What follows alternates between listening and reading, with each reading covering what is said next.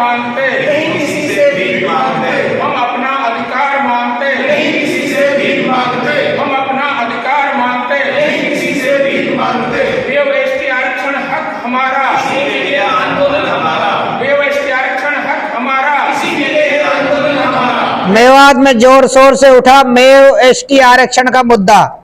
हम अपना अधिकार मांगते, नहीं किसी से भीख मांगते। मेव एसटी आरक्षण हक हमारा, इसीलिए आंदोलन हमारा। नारों से गूंज उठा मेवात। प्राप्त जानकारी अनुसार विश्व आदिवासी दिवस के पावन पर्व के मौके पर मेवात एसटी आरक्षण तहरीर की आवाज मेवात की राजधानी कही जाने वाली बड़कली चौक से शुरू की गई। इस तहरीर के सदर मौलाना अरशद साहब मील खेड़ला की अगुवाई में शुरू की गई। मेव एसटी आरक्षण को लेकर मेवात के लोग आगे आ रहे हैं और सरकार से उम्मीद ही नहीं बल्कि भरोसा है कि मेवों को एसटी आरक्षण में शामिल किया जाएगा ताकि मेव कौम भी तरक्की की राह पर आ सके। आरक्षण न मिलने के कारण जो सुविधाओं से मेव कौम वंचित रही है उन्हें भी ये सुविधाएं मिल सके। ये बातें मीडिया कॉन्फ्रेंस के दौरान सपात मैनेजर ने बड़कली चौक पर कही। इस मौके पर पूर्व जमील डिप्टी सपात मैनेजर मुफ्ती सलीम अख्तर चितौड़ा, मुबारक अटेरना, अब्दुल वहाब मास्टर और दर्जनों गणमान्य लोग उपस्थित रहे। देखिए आगे की रिपोर्ट। मैं सपात मैनेजर अलवर राजस्थान से हूँ। आज सर आप बड़कली पे आपने मेव एसटी आरक्षण को लेकर तहरीक शुरू की है, तो क्या है पूरा मामला, क्या कहोगे सर इसको लेकर?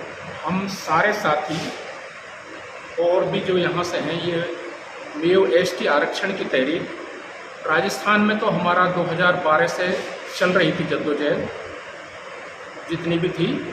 हरियाणा में पिछली बार जब हसन खां मेवाती वाला प्रोग्राम यहाँ पर हुआ और हसन खां मेवाती की प्रतिमा का उद्घाटन हुआ तो उस दिन फिरोजपुर में पहली बार प्रेस कॉन्फ्रेंस करके हमने ये कहा था कि यदि मेवात को और मेवातियों को फ़ायदा देना चाहते हैं तो सरकार एसटी आरक्षण देवे और उसकी बात करें। तब से लेकर के यहाँ पर फिर ये फिक्रमंदी साथियों में हुई कि एसटी आरक्षण है क्या, किस तरीके से। तो हम एसटी आरक्षण की जो बात है, आप सभी जानते हैं कि आरक्षण भारत में ओबीसी, एससी और एसटी 3 आरक्षण होते हैं।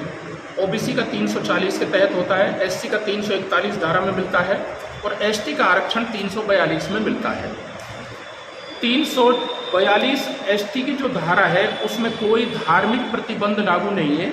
इसलिए पहले तो हमारे जो भी लोग थे सब उसमें थे कि मुसलमानों को आरक्षण नहीं मिल सकता, उस पर धार्मिक प्रतिबंध लगा हुआ है।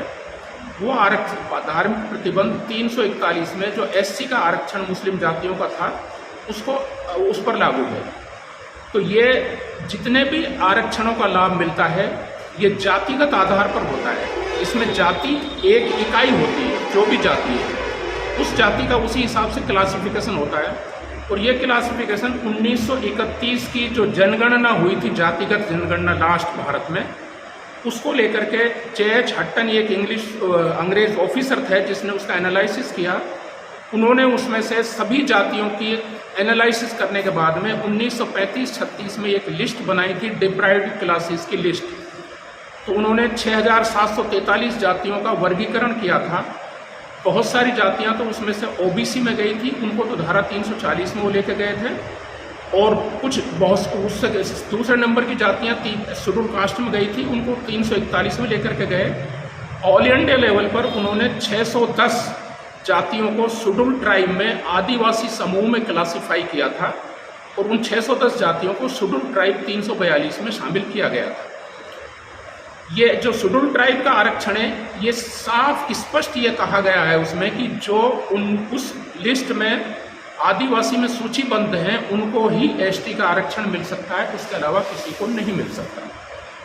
ये 1950 में मेव और मीणा दोनों के दोनों शेड्यूल ट्राइब में गए पर दोनों को ही आरक्षण का लाभ नहीं मिला 26 जनवरी 1950 को जैसे संविधान लागू हुआ। फिर जब लागू नहीं मिला तो जद्दोजहद करने के बाद में मीणाओं ने अपनी जद्दोजहद की तो उनको 1956 में मिल गया, पर हम लोग गाफिल रहे या अनजान रहे। और राजस्थान के मेव खास तौर से 1947 में उजड़ गए थे, पूरी तरह से गए परेशान थे, तो इस वजह से नहीं हो पाया। पर उसके बाद में हम लोगों को ये पता ही नहीं रहा कि कहाँ रहा। और जब ओबीसी का आरक्षण लागू हुआ, मंडल कमीशन जब लागू हुआ, तो ये देखकर बड़ा ताज्जुब हुआ कि ना तो हरियाणा में और ना राजस्थान में मेयो ओबीसी की लिस्ट में शामिल नहीं थे। फिर यहाँ तो जैसे तैसे 1993 में ही यहाँ पर मंडल कमीशन लागू हुआ, तो उसी समय यहाँ पर हरियाणा में तो ओबीसी का आरक्षण मिल गया था। राजस्थान में ओबीसी का भी 2000 में जाकर के मिला था। तो इस पर जब विचार किया कुछ लोगों ने, कुछ साथियों ने, उनमें से कुछ चले गए, कुछ हैं, तो उन्होंने कहा कि भाई ऐसा क्यों हुआ, हमारी जाति आखिर कहाँ खो गई। तो 2011 में इस बात पर मिले कि हम लोग मीणाओं के साथ में कंबाइंड रूप से इकट्ठी जनगणना हुई थी दोनों की 1931 में, जातिगत जनगणना मेय और मीणा दोनों की 10,11,000 समथिंग की जो जनगणना थी, पूरे देश का जो आंकड़ा था वो इकट्ठा आंकड़ा शेड्यूल ट्राइब में था, इसलिए हम कहीं ओबीसी में थे नहीं। और शेड्यूल ट्राइब में क्योंकि मीणाओं का आरक्षण मिल गया था और हमने मांगा नहीं था तो वो मिला नहीं था, इसलिए गफलत में हम वहाँ पर रह गए। इस चीज़ को समझने के बाद में 2012 से वहाँ पर काम किया। उस समय भी हमारे दिमाग में यह था कि मीणाओं को या मध्य प्रदेश में या हरियाणा में और कहीं आरक्षण नहीं है, तो हो सकता है कि मेयो वहाँ के भी कवर्ड नहीं हो। पर अब हम जब इस पर काम करते रहे तो काम करते करते हमारे सामने ये बात आई कि हरियाणा तो बाद में बना है, उस समय पंजाब था, यूनिफाइड पंजाब। तो पंजाब की जो जनगणना के आंकड़े थे वो उसी रूप में मौजूद हैं मेयो मीणा के कंबाइंड 10,11,000 में, उसमें शामिल है। तो हमने उस चीज़ को ये समझ करके अब फिर इस बात को लेकर के जो काम किया पहले से, क्योंकि हरियाणा में कोई भी शेड्यूल ट्राइब में नहीं है, और तो यहाँ पर वहाँ पर तो पहले से है भी सही, यहाँ पर कोई है ही नहीं। और वो जनसंख्या 1931 के आधार पर 26 जनवरी 1950 से वो पड़ी है, हट्टन रिपोर्ट में वहाँ पर ही रखी है। तो हमको इसके लिए कोशिश करनी चाहिए और अपना हक मांगना चाहिए। इसके लिए हमने अभी आज आप लोगों से मुखातिब हुए, इससे पहले 4-5 मीटिंग हम लोगों की हो चुकी हैं। और ये काम आज, क्योंकि विश्व आदिवासी दिवस है, ये भी एक महत्वपूर्ण दिवस है, इसलिए आज से इस मुहिम का आगाज करने का हमारे जितने भी आज परिचय पंपलेट जो हमने छाप करके, पहले हम मीटिंग कर रहे थे, अपनी अंदर मीटिंग कर रहे थे, सार्वजनिक उन चीज़ों को नहीं कर रहे थे। आज से पहली बार हमने परिचय पंपलेट का प्रचार प्रसार पब्लिकली ओपन शुरू किया है। इसलिए आप लोगों को तकलीफ दी है कि ये एसटी आरक्षण हक हमारा, और हम इसके लिए ही ये हमारा आंदोलन है। तो सर, एसटी आरक्षण से जो क्या क्या सुविधाएं हैं जो इससे अगर इसको मिलने के बाद वो सुविधाएं मिल सकती हैं? एसटी आरक्षण में 7.5% तो ऑल इंडिया का कोटा है, यूपीएससी का, एसएससी का, सब में ऑल इंडिया पर कोटा है 7.5% का, क्योंकि ऑल इंडिया लेवल पर 7.5% ही एसटी की पॉपुलेशन थी 1931 की जनगणना के हिसाब से। तो उसमें अभी हमारे मीणा भाई पूरे देश में एसटी आरक्षण में छाए हुए हैं। तो यदि वो मिल जाता है तो हमारे बच्चे भी उनके साथ में सब जगह नज़र आ सकते हैं। सबसे पहला फ़ायदा तो ये है, स्टेट में जैसे ही आरक्षण होगा, यहाँ पर अभी क्योंकि एसटी कोई है ही नहीं, यहाँ पर जितना भी कोटा मिलेगा वो 100% यहाँ के मेयों को मिलेगा, वो सबसे बड़ा फ़ायदा होगा। तीसरा फ़ायदा ये होगा कि संवैधानिक संरक्षण, जो SC/ST एक्ट लागू होते हैं, जो SC/ST एट्रोसिटीज़ के एक्ट लागू होते हैं, यहाँ तक कि वो सारी चीज़ें आपको सहूलतें मिल जाएंगी। और आप भी एसटी के तहत यदि आपसे कोई मान लो जातिगत या इस तरह की आपके साथ बेहूदगी करता है, तो आप उसके खिलाफ लीगल रेमेडी ले सकते हैं। आपके जल जंगल जमीन के जितने भी संरक्षण है वो मिलेंगे, अनुसूची 5 और 6 के लाभ मिलेंगे। और एक सबसे बड़ा ये होगा कि एक आदिवासी समुदाय जो देश में बहुत बड़ा है, उसके अम्ब्रेला में आप आ जाएंगे, तो सांप्रदायिकता के खिलाफ आपको बहुत बड़ा संरक्षण मिल जाएगा। ये बताएं सर, आपने 1956 में जैसे ये मीणाओं को जो इसमें जोड़ा गया उनको, लेकिन मेयो को नहीं जोड़ा गया, इसकी क्या वजह मानते हैं? 26 जनवरी 1950 को जो आरक्षण दिया सरकार ने, वो तो रिपोर्ट में जो जो थे उन्होंने वॉलंटरली दे दिया था। उसके बाद में जो भी आरक्षण दिया है, जिस किसी ने मांगा उसी का केस टू केस स्टडी हुई, केस टू केस प्लीडिंग हुई। क्योंकि उसके बाद तो सीधा सा बात हो गया कि बिना रोए तो माँ भी दूध नहीं पिलाती, तो हमने मांगा ही नहीं, आज तक मांगा नहीं है तो मिलने का सवाल ही नहीं, न किसी ने इस तरफ तवज्जो।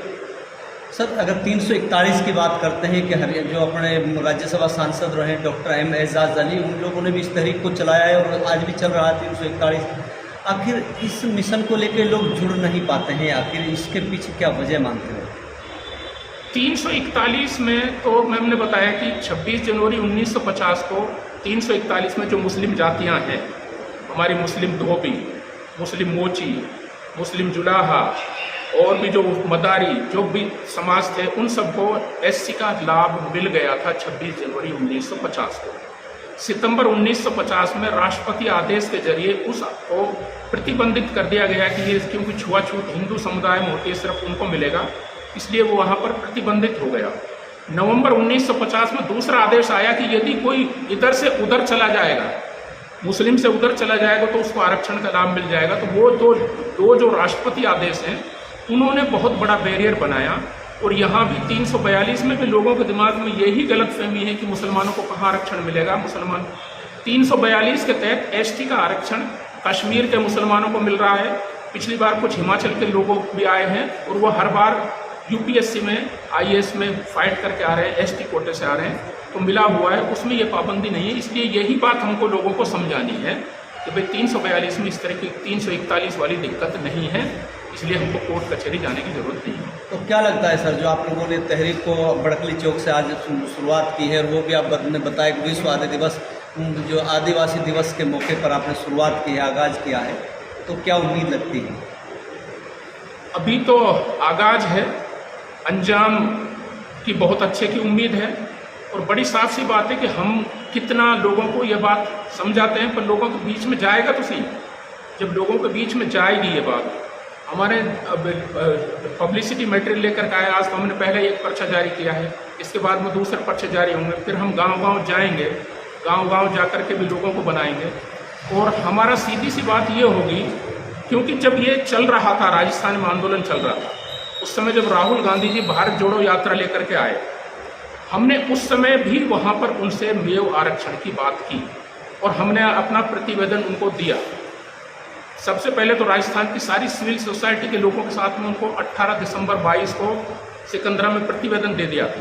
इसके बाद में इत्तेफाक से 20 दिसंबर को तीसरे ही दिन फिर उनसे मुलाकात हमारी अलवर में हुई। तो उस दिन उनसे रूबरू फेस टू फेस बात भी हुई और बात होने के बाद में उन्होंने उस समय उसको सही माना और सीएम से यहाँ तक कहा कि हाँ ये आप दिखवाइएगा इसको। तो ये बात है लेकर के, तो हमने जब वहाँ तक भी ये चीज़ हो गई तो हम सीधी सी बात ये कहते हैं, पर हम सबसे पहले ये मानते हैं कि हमारे लोग पहले इस चीज़ को जाने कि ये फ़ायदेमंद है, दूसरा ये जाने कि ये हो सकता है, तीसरा ये जाने कि राजस्थान के बजाय हरियाणा में और आसानी से हो सकता है। राजस्थान की विधानसभा 200 विधायकों की है, वहाँ पर 100 लोग होते हैं, वहाँ पर हमारा एक आध एमएलए होता है, तो हमारी बार्गेनिंग या प्लीडिंग के पावर उस हिसाब से कम हो जाती है। हरियाणा की असेंबली 90 की है, 45 पे सरकार बनती है और आपके 3-4 एमएलए रहते हैं, तो 45 में 3-4 की बड़ी ताकत है। यहाँ पर हम बड़े ताकत है, यहाँ पर कोई है नहीं, वहाँ पर हैं वो। हालांकि सीधे सीधे तो हमको मीणाओं ने आज तक किसी ने विरोध नहीं किया, सबने सपोर्ट किया कि नहीं आपका हिस्सा है और हम आपको लिखकर भी देने को तैयार हैं, यहाँ तक भी उन्होंने कहा। पर यहाँ पर तो है ही नहीं, तो इसलिए अब हमने हरियाणा को कार्य क्षेत्र इस नज़रिए से बनाया है कि यहाँ पर यह आसानी से हो सकता है, यहाँ पर हमारी ताकत ज़्यादा है, हम ताकतवर हैं, उस ताकत का फ़ायदा उठाएं।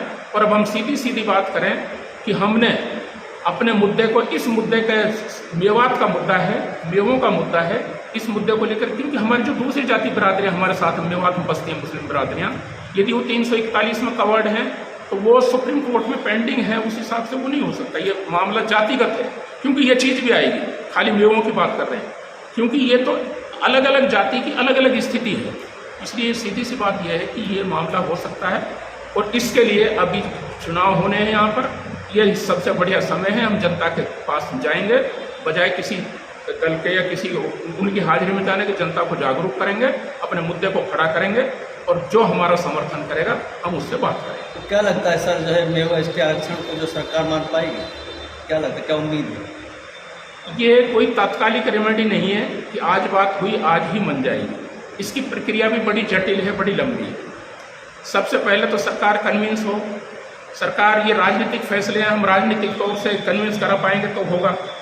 फिर वो सिफारिश करेगी, राज्य सरकार आपकी इसको सिफारिश करेगी, सिफारिश करके वहाँ पर ट्राइबल मिनिस्ट्री के पास में जाएगा, वो इसकी स्टडी करने के बाद में फिर वो राष्ट्रपति के पास में भेजेंगे, वो फिर संसद में भेजेंगे, वहाँ से जाकर के अप्रूव होने के बाद में फिर प्रेसिडेंशियल ऑर्डर होगा। प्रक्रिया जटिल है, लंबी है, पर जहाँ चाहा है वहाँ रहा है। जब हर कोई ये कहता है कि ये दुनिया देश का सबसे पिछड़ा इलाका है, ये देश के सबसे पिछड़े लोग हैं और ये जब संवैधानिक तरीके से शेड्यूल ट्राइब सूचीबद्ध हैं, उनके साथ में हैं, तो मिलना चाहिए।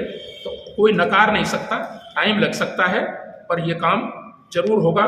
पर कम से कम ये तो नहीं रहेगा कि आने वाले पीढ़ियों को यही पता नहीं रहे कि हम हैं। जैसे अभी तक हम गाफिल थे, 1950 से लेकर के 2011 तक हमको पता ही नहीं था कि हम शेड्यूल ट्राइब के हकदार हैं।